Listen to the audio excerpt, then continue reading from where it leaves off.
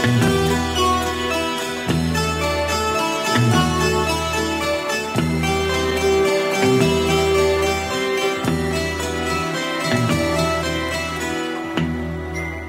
morning everybody. So, today we will continue with specific acid base catalysis, general acid base catalysis and metal ion catalysis. So, in our last lecture we talked about this specific acid base catalysis. We discussed the general mechanisms for this specific acid base catalysis, and also we talked about general acid base catalysis. We tried to distinguish between them, that under what condition or under what conditions maybe general acid base catalysis gets converted to specific acid base catalysis. So, as I told you that for specific acid base catalysis it has got two types of mechanism. One is unimolecular, the other one is bimolecular, and for your general acid base catalysis it is a combination, that is the your observed rate constant is nothing but a combination of the contributions from your various catalyst. It may be H2 plus, it may be your H2O, it may be HA, or it may be B minus. So, it is a summation of all the constituents, constituent catalyst responsible for your observed rate. Okay. And also when acid concentration or your OH minus concentration is large, then contribution from the other components become negligibly small, and therefore the kinetics resemble specific acid base catalysis.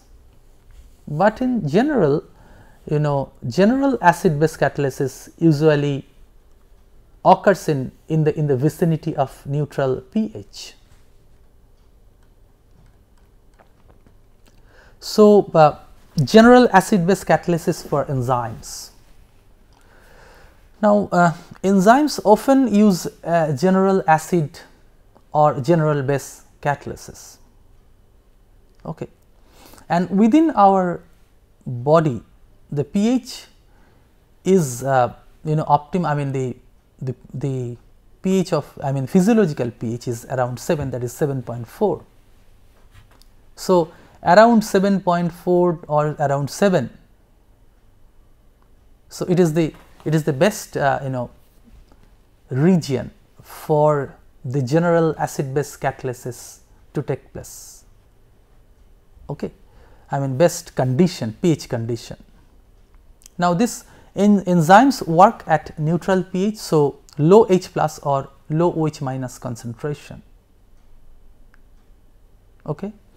High effective concentration of general acid or base. Okay, since H plus and OH minus these are low, so effectively concentration of other general acids or general bases are effectively high. For your enzymes, what is happening, that correct orientation of acidic or basic group around the substrate.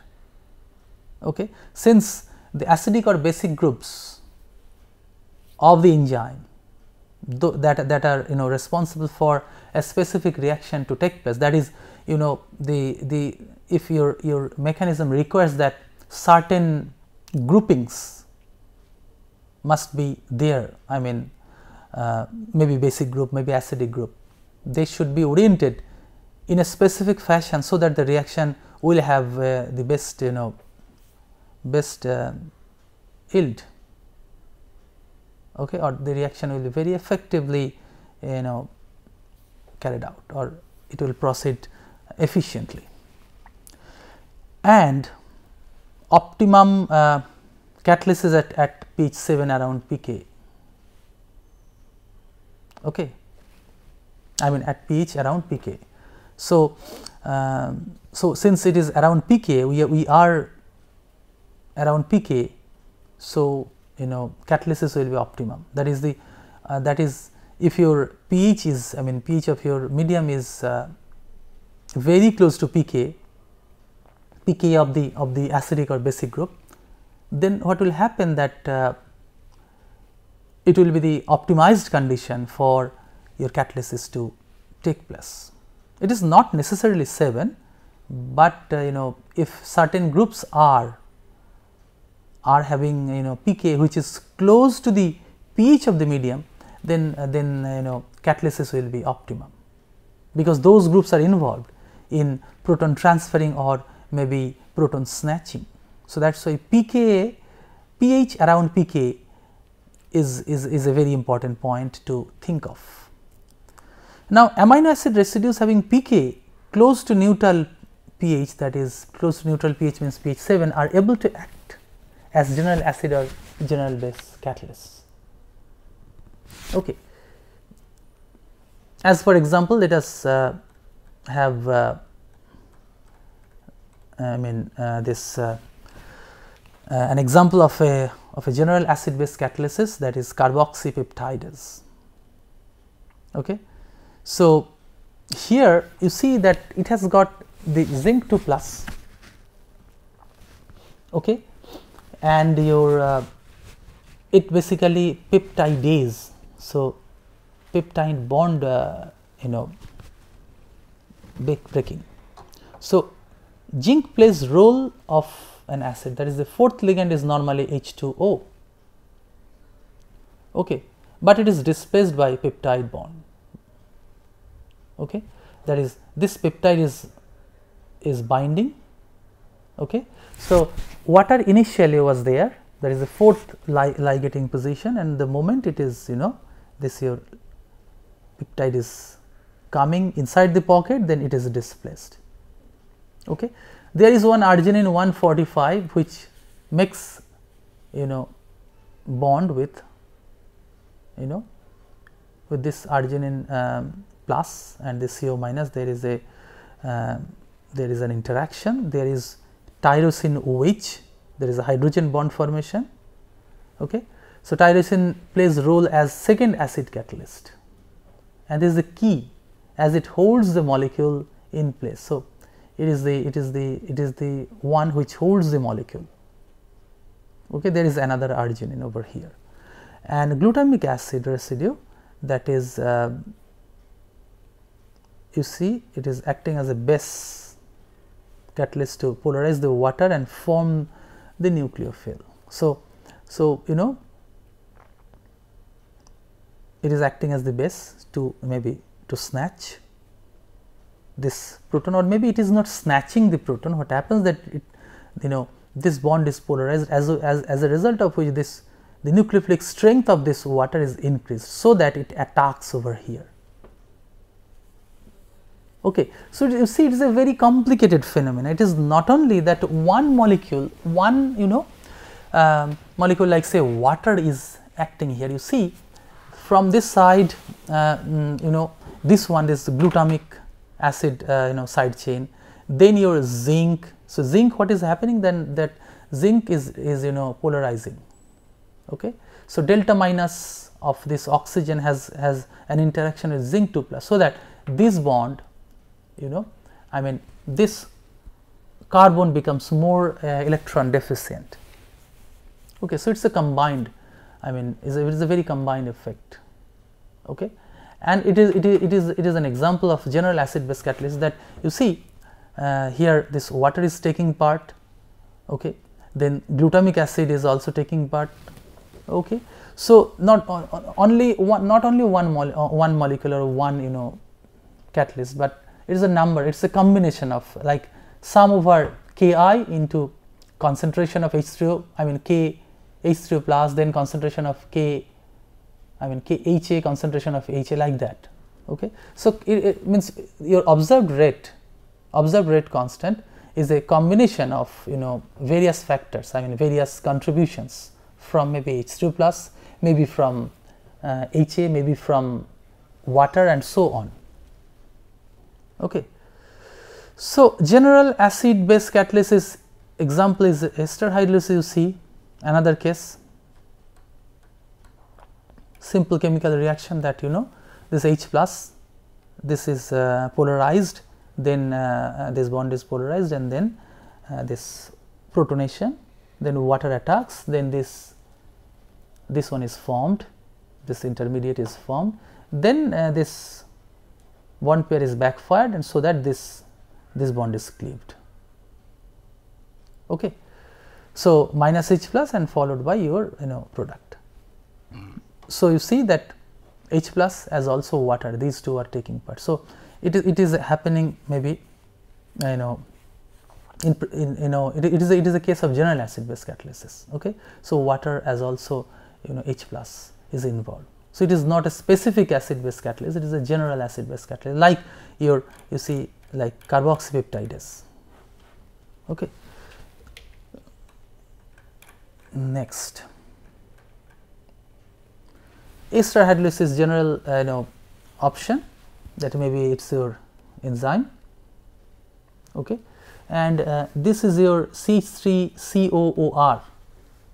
Okay. This is your lysine, then NH2. So, this one NH2 plus, so it makes a bond with your CO carbonyl of your ester. Okay. So, and then reaction takes place. So, you see here this CH3COOR. So, you see that there is one, okay, there is one this H, there is another H with delta plus, this is also with delta plus, and this is delta minus. So, there is electrostatic interaction, because this bonding may be far.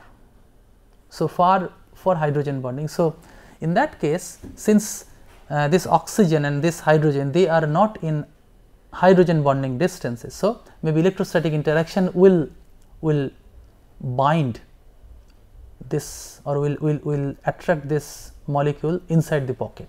So, electrostatic interaction are much stronger in organic solvents than in water due to dielectric constant.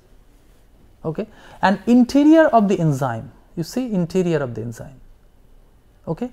And the interior of the enzyme, it is generally, in most of the cases, it is hydrophobic in nature. Okay. Or maybe its polarity is less than water, and its dielectric constant are similar to hexane or maybe chloroform in certain cases. So, you see that it is the electrostatic Q1 Q2 by R. So, electrostatic energy. Okay. So, electrostatic energy when it is the dielectric constant. So, when dielectric constant is less, so interaction energy is more. So, interaction energy is more means more of tight binding, more tight binding, that is the tighter interaction. So, tighter interaction means because of hydrogen bond, I mean because of electrostatic interaction, and since the dielectric constant is less, therefore, it is tightly bound, and then reaction will take place. Okay. Like inside, why inside is enzyme of the interior of enzyme enzymes have dielectric constant similar to hexane or chloroform, because it is hydrophobic. You can imagine like it is like a micelle. Inside of the normal micelle is like hexane kind of thing, and outside is covered by water. Okay. So as if your molecule is micellized, or as if means it is very similar to your micelle. So, as if your ester is micellized within your catalyst, within your enzyme. Okay. So, let us look into the prototropic groups that are present. Okay. N-terminus amino acid, N-terminus, it is alpha NH3, basic form is alpha NH2, and pK is around 7.8. C-terminus, it is alpha COH, and it is basic group is alpha CO minus, it is 3.8. Aspartic acid, it is around beta COH, it is around 4.4. Glutamic acid, it is around 4.6. Okay, glutamic acid, acidic group, and this is basic group. Histidine, imidazolium, ion and imidazole, it is around 7. Okay, cysteine, SH to S minus, it is around 8.7. Tyrosine, tyrosine means it is C6H4OH, C6H4O minus, it is 9.6. Lysine, it is C6H4OH and C6H4O minus, it is 9. Lysine, it is epsilon NH3 plus and epsilon NH2, it is 10.4. Serine, beta OH and beta O minus, it is 13. Threonine, it is 13 also. Arginine, it is 12.5. Peptide bond, it is 14.8. Okay, and you see histidine has got very similar to 7. Okay, so and also importantly, it is not only that these are some standard value, these numbers may change depending on the environment. That is, pK value is strongly influenced by the environment, that is the environment in which these groupings are there. As for example, in enzymes, the pK of lysine can drop to 7. Okay, so you see lysine is 10.4, it may drop to 7 depending on which groupings are there. Okay, as for example, suppose if this NH3, that is this extra proton, is stabilized, that is if this charge is stabilized or this proton is stabilized by hydrogen bond, or maybe if this charge is stabilized by nearby some negative groupings, then maybe this one will be stabler. So these numbers will be changing. Okay, so so it is very much environment dependent. Environments, whether there is a chance of hydrogen bond formation or whether there is additional charges. Additional charges means maybe positive charge, maybe negative charge. Okay, so whether that is going to stabilize out of these two, maybe one form, or destabilize the other form. So these are important or essential things that may be considered. Okay. Okay. Next, move on to metal ion catalysis. Okay. Role of metals in catalysis. A super acid comparable to H plus, okay, but it is stronger.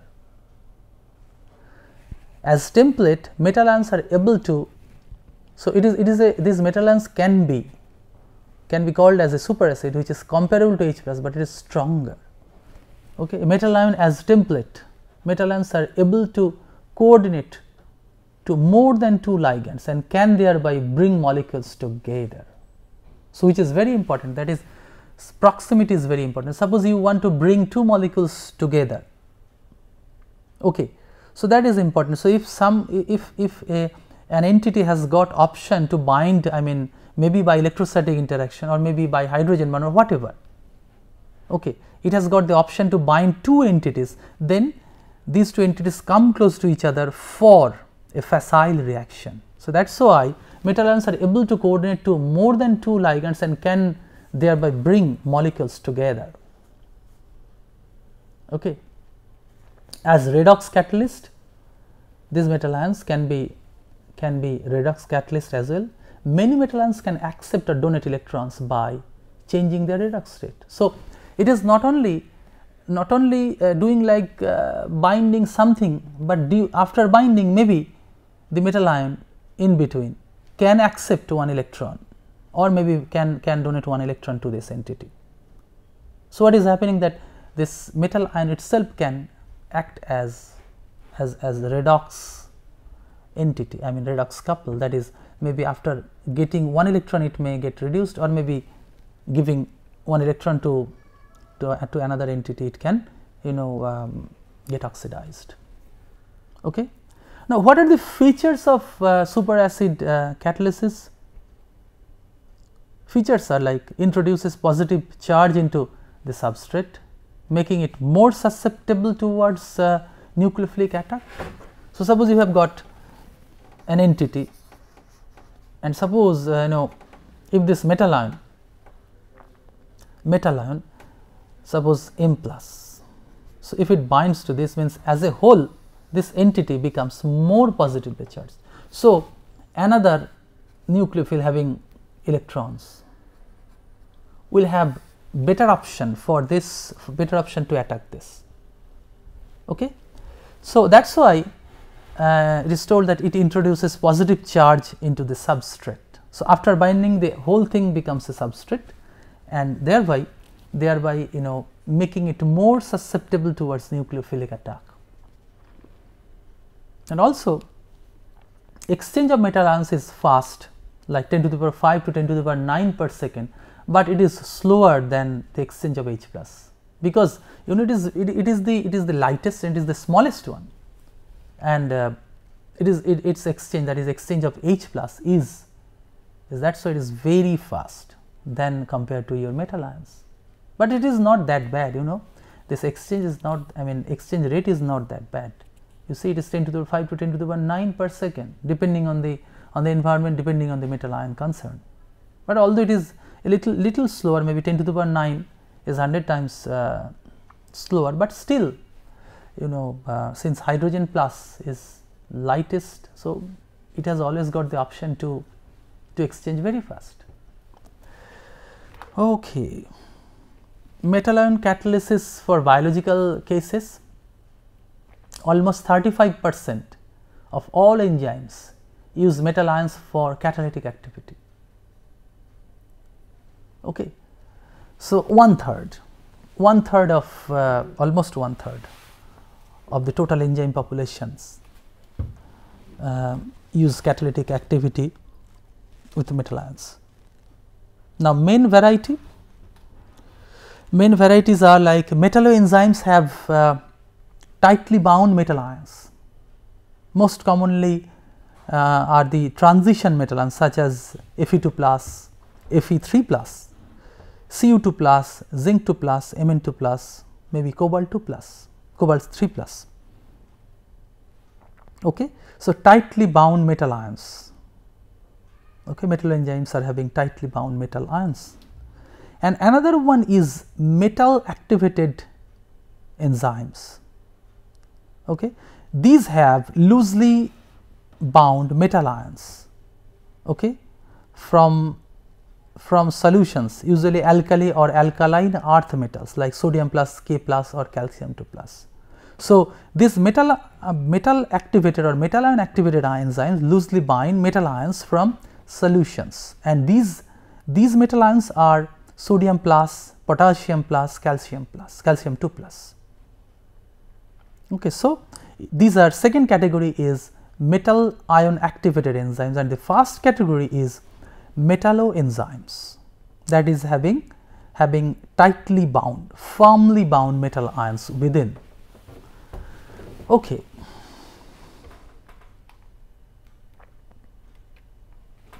Metal ion catalysis, 3 ways for catalysis. Okay. Binding to substrate to orient them properly for reaction.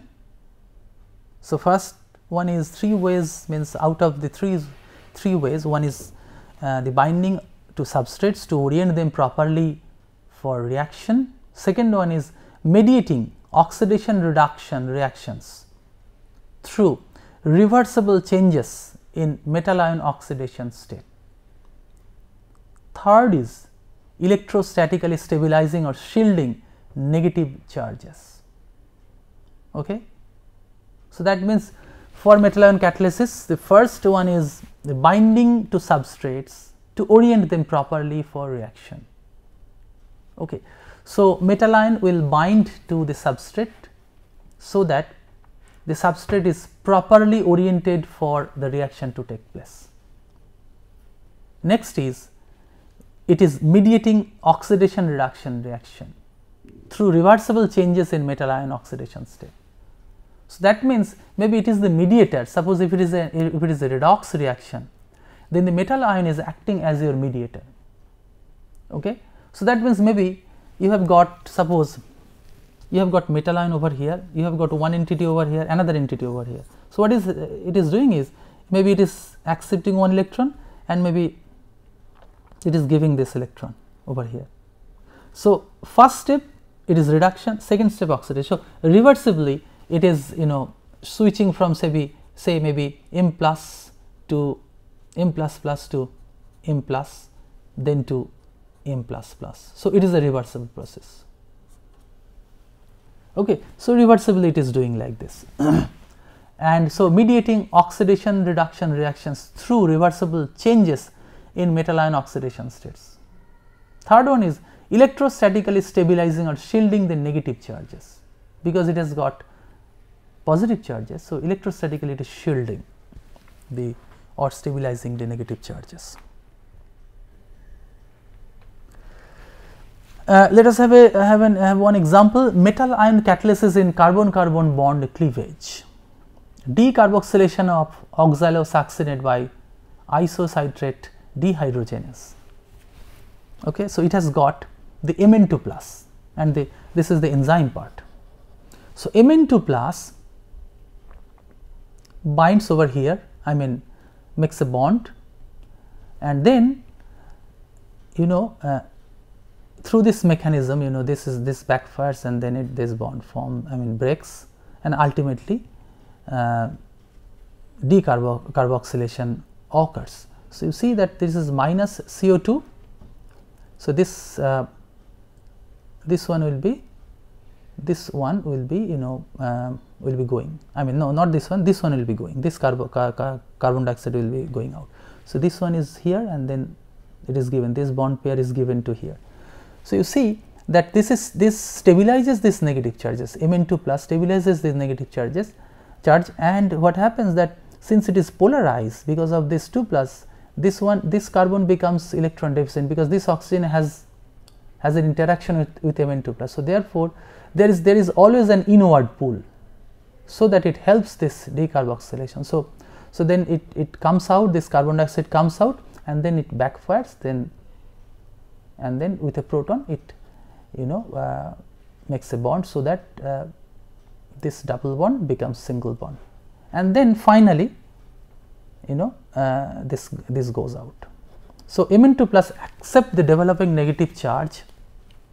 So, this developing negative charge means it is backfiring. So, as if these electrons are pushed from this region to this region. So, there is a developing negative charge. So, this one is accepting that developing negative charge. So, it is acting as Mn2 plus is acting as if it is a sink for electron. Okay. M3 plus like L3 plus are also good, M plus like Na plus, K plus and H plus are much less effective. Okay. Other possible substrates like this one, similar substrates where Mn2 plus is acting as electron sink. So, both CO minus and CO are required for correct binding of Mn2 plus. So, this COO minus and CO, these two are required. You see, this is COO minus and CO, this is COO minus and CO. Okay. So, oxaloacetic acid and this 3-keto glutaric acid, these are also possible substrates. And cleaving, the requirement is cleaving CO minus group at the beta position. Okay. So, this is your alpha position, this is beta position. So, this one is beta is cleaved. So, these are the requirements for Mn2 plus to act as metal catalysis, metal ion catalysis in CC bond cleavage. Okay. Metal ion catalysis in additions to CO or CN bonds. Okay. So, in that case copper 2 plus, you see copper ions are effective catalyst for hydrolysis of alpha amino acid esters. You see copper 2 plus does this, you know, binding, I mean bond formation, then OH minus attacks over here, because now this bond is polarized. So, it attacks over here, and then there is a 5-membered intermediate, then H plus is in presence of H plus, you know, this one is taken out. So, hydrolysis product is formed. Okay. So, CH3OH is released. So, hydrolysis product is formed. So, these are less effective in hydrolysis of amides because of tighter bond between metal and the substrate, because it is the ground state stabilization. So, for your uncatalyzed reaction, the, you know, uncatalyzed reaction, it requires more energy, but your catalyzed reaction for your ester, this ester, or maybe for your amide. Okay. Now, for your amide, it is this is less effective, because, you know, because tighter bond between metal and the substrate. But anyway, it is you know,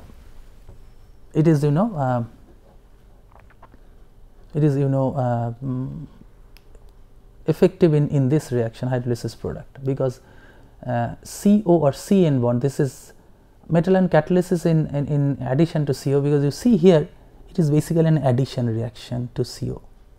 Okay. First addition of OH minus, okay, and then maybe because of the presence of H plus, it is dissociated, but basically metal ion, in presence of metal ion, this addition reaction occurs. Next, metal ion catalysis in hydrolysis of phosphate ester and anhydrosis. Hydrolysis of phosphate esters, as for example acetyl phosphate or anhydrides like ATP, okay, is always catalyzed by metal ions, usually Mg2 plus.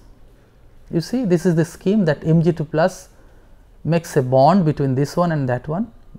Okay. Like the other case I talked about, it is, in one case it is keto, another case it is carboxylate, here it is phosphate. So, bond formation and then subsequent reactions will give rise to H2PO4 and CH3COO minus in presence of Mg2 plus. So, now here what is the role of metal ion, that is Mg2 plus.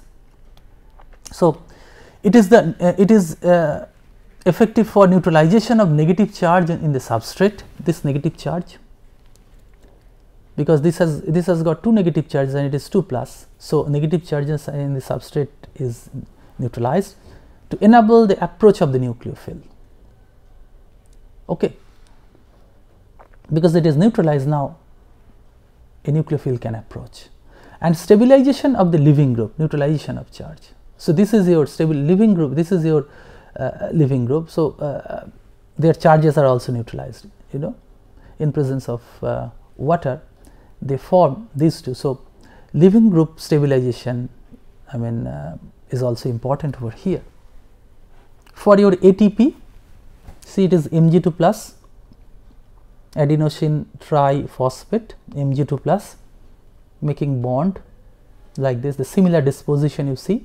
This keto group phosphate, this is also, although this is FPO and phosphate, then this bond is cleaved, this bond is cleaved, and then in presence of water it produces H2PO4 minus.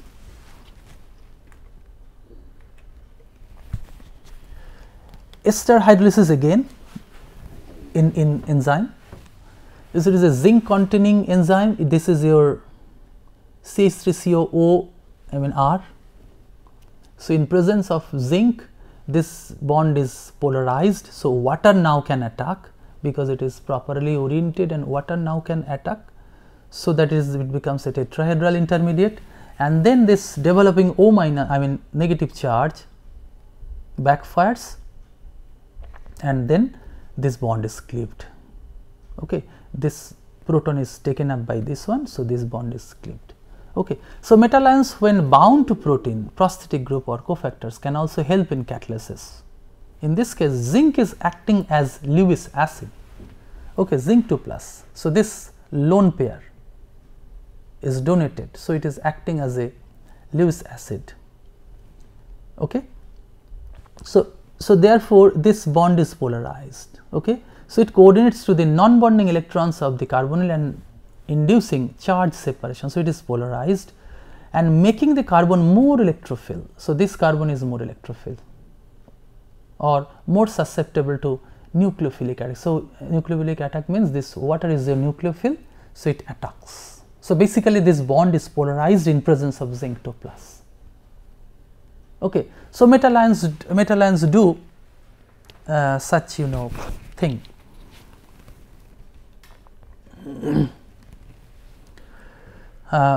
Metal ion catalysis, ester hydrolysis, another case that this bound water with zinc. Okay. This is your ester inside the pocket. So this one, this lone pair, this proton is eliminated. Okay. So here initially zinc 2 plus is bound to water, okay, is acting as a Lewis acid. So therefore is bound water, and then this proton is removed from here. So therefore it is ZnOH kind of thing, and then this lone pair of ZnOH attacks this one, and thereby this hydrolysis is taking place. So metal ion can make potential nucleophiles also over here. In earlier case, electrophilicity of this carbon is increased, but here the nucleophilicity of your water in the form of OH is increased. Okay. And therefore, so what happens that when coordinated zinc is present, then it is acting as a good attacking agent. So its electron pair is attacking over here, and therefore and then thereby your hydrolysis is occurring. Okay. For example, when pK of water, the pK of water drops from 15.7 to 6 to 7 when it is coordinated to zinc or cobalt, the hydroxide ion is 4 orders of magnitude more nucleophile than water. Okay. So because of this hydroxide ion formation, so it is highly nucleophilic than water, because it has got high charge density, negative charge density on oxygen. So therefore it will act as a good nucleophile compared to water, of course. Now covalent catalysis, what is covalent catalysis? It has got 3 stages. The nucleophilic reaction between catalyst and the substrate to form a covalent bond. Okay. The withdrawal of electron from reaction center by the new electrophilic catalyst, and the third one is the elimination of catalyst, that is the opposite of 1. Okay. And nucleophilic catalysis, the covalent bond formation in the rate determining step, electrophilic catalysis, withdrawal of electrons in the rate determining state. Okay. Now you see, so there are 3 stages. The first stage is the nucleophilic reaction between catalyst and the substrate to form a covalent bond. So there is a covalent bond formation. Okay. Catalyst and the substrate, there is a covalent bond formation. Then withdrawal of electron from the reaction center by the new electrophilic catalyst. Okay. And then elimination. So these are the 3 stages that we need to consider. Now nucleophilicity is related to basicity, but not exactly same thing, but they are really somewhat related. Instead of abstracting the proton, nucleophilically it attacks and make covalent bond. Okay. So basicity has got relation to proton abstraction, and nucleophilicity has got some connection to covalent bond formation. Okay. So good covalent catalysts must have high nucleophilicity and ability to form a good leaving group. Okay. For good covalent catalysis, you need to have high nucleophilic catalyst. Okay. Also, polarized groups like easily distortable electron cloud are good covalent catalysts like imidazole, thiols, etc., like lysine, histidine, cysteine, aspartic acid, serine. Coenzymes like thiamine pyrophosphate, pyridoxal phosphate, these are also good covalent catalysts. So in this case nucleophilicity is more important. So, and also polarization, I mean polarized groups are very important, and leaving character, leaving group character is also very important while considering covalent catalysis, that is for effective covalent catalysis. Now, an example covalent catalysis, acetoacetate decarboxylase, biacetoacetate decarboxylase, covalent catalysis biacetoacetate decarboxylase. You see, it has got lysine and NH3 plus. So, this is your acetoacetate. So, what is the product? Product is CH3COCH3 acetone, and then it is your carbon dioxide. So, what are the steps? Steps is basically when water is eliminated. Water is eliminated means this reacts with this one, this carbonyl one, not this one. This carboxylate one will not form any such bond, because this is resonance stabilized. Okay, this is resonance stabilized, and generally this one makes bond with this one. Okay, and these are very stable. This COO minus is very stable, so therefore it will not react with this one. So only this one will react with this one. So what happens that this CO and this NH3 plus. So one molecule of water is eliminated in this equilibrium scheme. So it attaches with this NH3 plus, then double bond, then this one. Then this one backfires. Why this one is backfiring? Because this is N plus.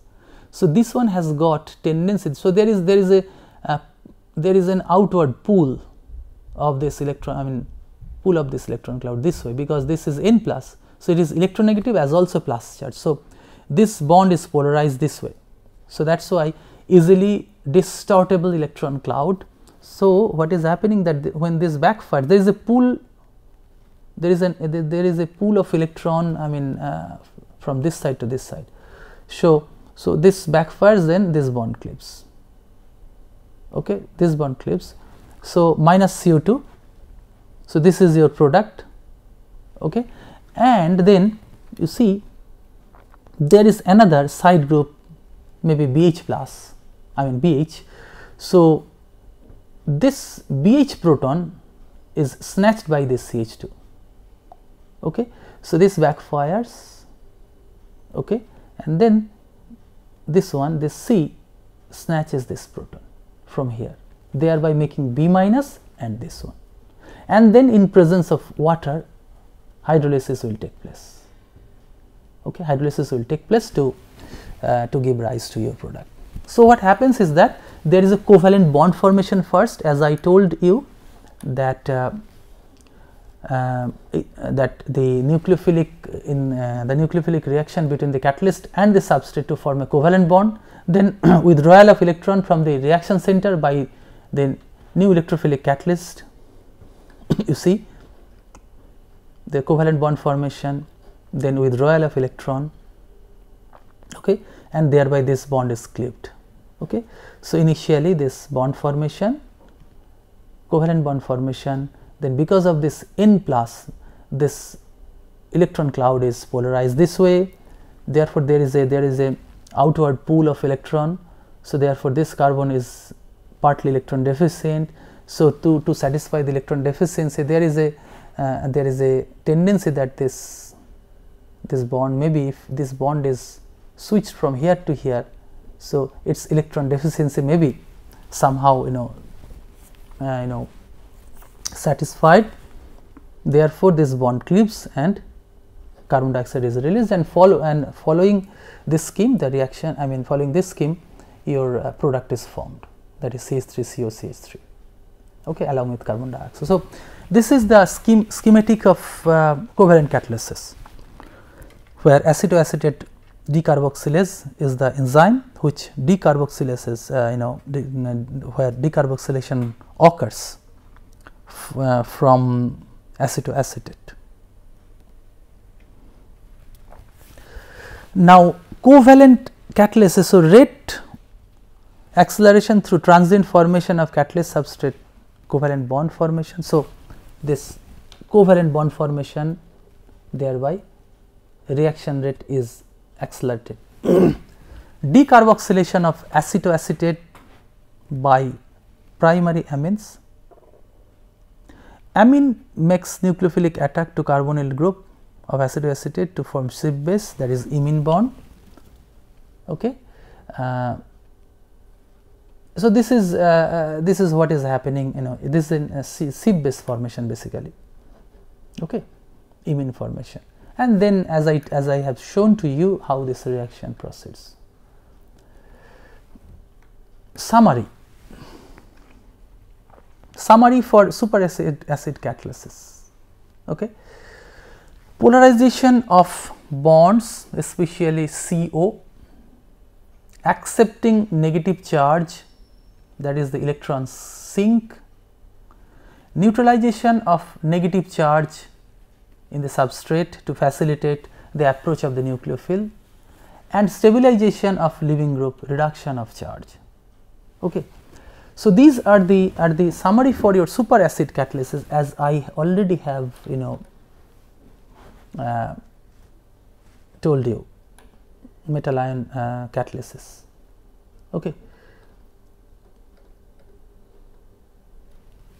Okay, polarization of bond, then accepting negative charge, neutralization of negative charge in the substrate to facilitate the approach of nucleophile, and then stabilization of the leaving group.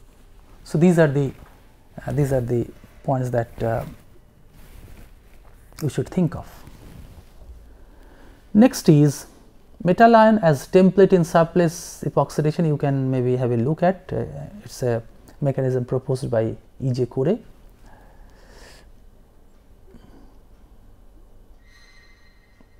Next is advantages of metal ions over H plus. Why are we looking for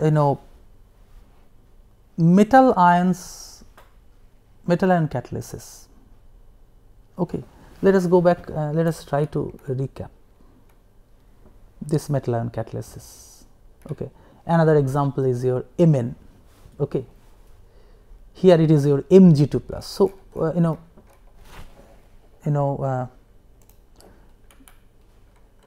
what is the need of or what is the importance of this metal ion catalysis? Okay, what is the advantage? Now, metal ions have higher charge. Higher charge means it is either it is M2 plus or M3 plus, maybe Cu2 plus, maybe in some cases it is Mn2 plus or maybe Mg2 plus. Okay. These work in the neutral pH range. Okay. So, this is very important for enzymatic reaction, since our physiological pH is around 7. So, it is the neutral pH. So, that means the catalyst which can work effectively in this region are very important. Okay. So, are of importance. So, that is why, since this metal ions are working or can work in neutral pH range, therefore, it is always advantageous rather than H in presence of H plus, because in that case if you have high H plus concentration, then it will be acidic. So, for physiological requirement, acidic pH will not be very much acceptable. Now, it can coordinate with several groups, which is called the template effect, not only a single group, but also with more than one groups. like in one case maybe it is phosphate, another case it is CO, or maybe as I told you that Mn2 plus. Okay. So, Mn2 plus simultaneously binds with this COO minus and also this CO, as I showed to you earlier. Let us go back to it. See, Mn2 plus, it binds with this one as also this one. So, it is called a template effect. So, if this template is present, then it will be effective in doing that one, and also since Mn2 plus is a high charge. So, it tends to stabilize this minus charge along with the would be or incoming negative charge. Because of this decarboxylation, there is a developing negative charge. So, this developing negative charge is stabilized, and only it is possible because if such template is there. So, that is what is called the template effect. Okay. And many metal ions have redox property.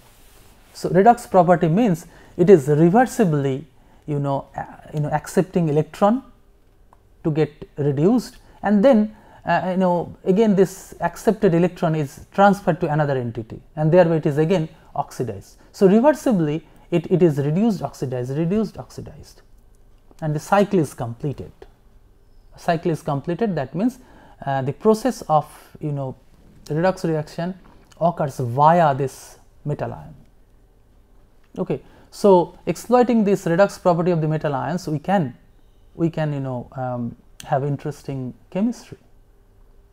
So, what we have learned out of such out of this discussion? Here we have talked about general acid base catalysis, then we moved on to metal ion catalysis. Okay. So, why have we moved on? Because these super acids are very stronger, maybe in some cases it is stronger, or maybe comparable to H plus. So, they can be good catalyst. Okay. And they have got these have got very good option for carrying out redox reactions during its binding. That is, this metal ion can accept or donate electrons by changing the redox state. So, exploiting that, maybe we can have something extra. And also these, as template, metal ions are able to coordinate to more than 2 ligands, and can thereby bring molecules together or bring a specific conformation. Okay. That is very useful for the effective reaction.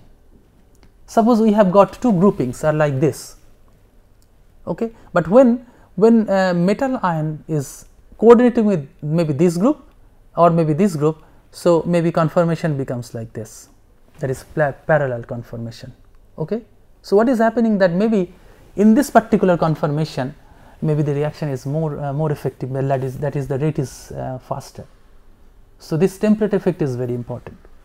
And also we have learned covalent catalysis, which happens via formation of covalent bond, and then eventually withdrawal of electron from the reaction center, followed by elimination of the catalyst, leading to your product formation. Okay. So, this covalent catalysis, then superacid catalysis, then acid base catalysis are very important, not only in chemical reactions but also in biochemical reactions. Okay. And these catalysis, that is metal ion catalysis, maybe covalent catalysis, can give rise to interesting results, interesting chemistry. Okay. So, with this I conclude for this session, this lecture. Maybe we will take up kinetic isotope effect in chemical reaction in the next lecture. So, till then, thank you.